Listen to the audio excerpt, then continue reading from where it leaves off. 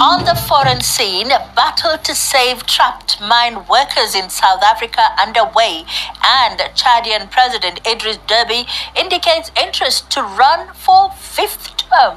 More stories on Global Tidbits with Ronke Kolawole. Good morning, everyone. Wow.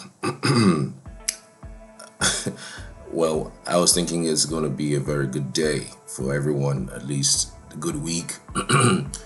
Nobody wants to start the week with the bad news, but it is what it is. Bad news about Aisha's passing is terrible.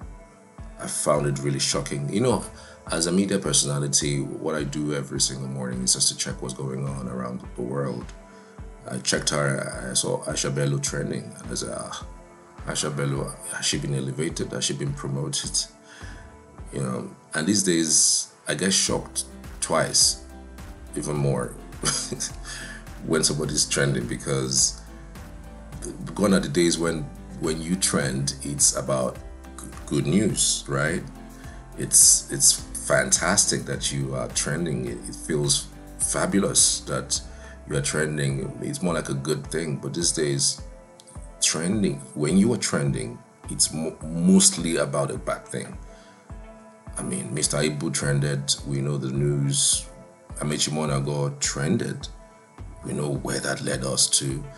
Oladips trended, even though it was fake at the end of the day. You know, it feels really crazy when you go on trends these days, and when it's a human being that is trending, you are shocked twice, and you are hoping that it's not the bad that has happened, because 9 out of 10 times when somebody's trending, it's not about their successes, it's not even about their promotions, it's not even about their ability to, you know, impact the society, but it's about something else. Maybe about their demise, or about one bad thing or the other.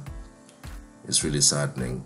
Aisha's death is shocking, and it's eating on me, because as a young boy growing up in Abuja that year, we look forward to her and her news and her newscasting abilities and her qualities.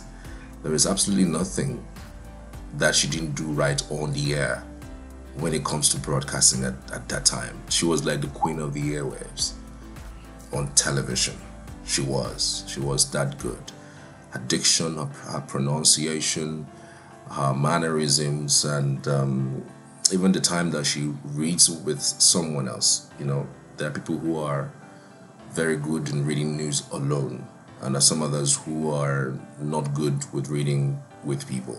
You know, when she does her thing with Sarah Stober, it's always good. It's always absolutely phenomenal. I mean, those two are actually the first interesting style newscasting abilities that one could say, oh, look at Nigeria, what do we have at that time? Unlike now, where, you know, we have newer, radio and television stations with very good, vibrant people who have managed to gather experiences and express themselves in the way and manner that is quite modern, you know. But those guys laid the foundation for what we see today as modern style newscasting and broadcasting. I mean, who would forget Eugenia Abu, for instance? She's also one of the best. Who would also forget Sarah Stober, and then Aisha Bello? These three, even though there were people that were with them as well, but they were not as very popular as these three. These three persons stayed for a very long time in NTA, and they gave it their best shot.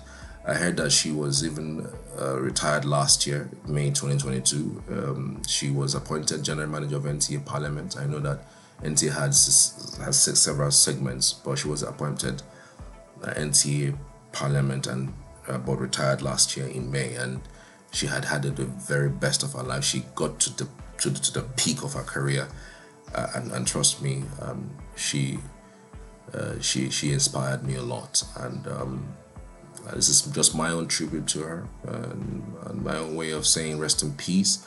I understand that in Abuja there will also be prayers at the Central Mosque by 1 p.m. Monday 11th. So it's just crazy, really, how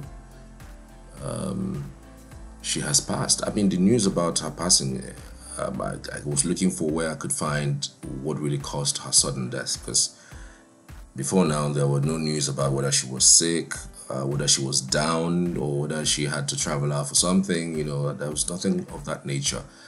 And sometimes even the best of the broadcasters have problems, but most of the time we expect them to be, you know, good looking every time. Yeah, human beings too, you know. They're human beings too. It's unfortunate that she didn't say what was wrong. We didn't even know what was wrong with her. I know that in due course that will be released. But it's just unfortunate. May her soul rest in peace. May her soul rest in peace. Here are things that I gathered from other persons who followed her, who may have also learned a thing or two from her. Maybe in due course also I'd have to call one or two persons who also followed her while they were in Abuja doing journalistic work as well.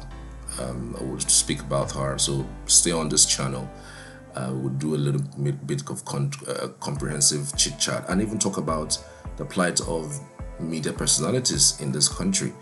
You know, you're expected to be at your best every time you come on the air, whether you're on radio or on TV. If you have a personal problem, nobody really cares. I mean, you are there to solve their problems, to talk about their problems. Nobody ever talks about the problems of the broadcaster, or even those who are the ones who's upon whose shoulders that this wahala are laid, and they have to talk about it, you know, to alleviate whatever menace that is going on out there. Aisha Bello Mustafa was an eminent figure in Nigerian media, leaving an indelible mark on the landscape of broadcasting. Her early days in the Nigerian Television Authority showcased her fervor for excellence, gradually propelling her through the ranks to become an assistant director of news. Aisha was renowned for her compelling presence as a newscaster, captivating the nation with her eloquence and delivering the day's events to households across Nigeria.